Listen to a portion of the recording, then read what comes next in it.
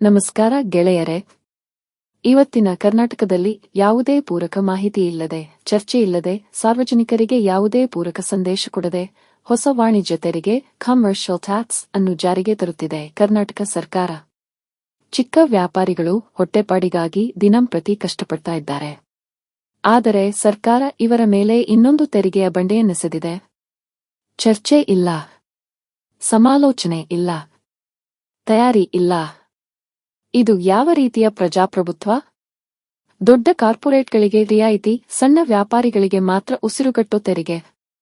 ಸರ್ಕಾರ ನಮ್ಮ ಮಾತು ಕೇಳ್ತಾ ಇದ್ದರೆ ಈ ಹೊಸ ತೆರಿಗೆ ಬಗ್ಗೆ ಮುಂಚಿತವಾಗಿ ಮಾಹಿತಿ ಕೊಟ್ಟು ಸಮಾಲೋಚನೆ ನಡೆಸಬೇಕಿತ್ತಲ್ಲವೇ? ಇದು ಕೇಳಿಸಿಕೊಳ್ಳೋ ಕಾಲ.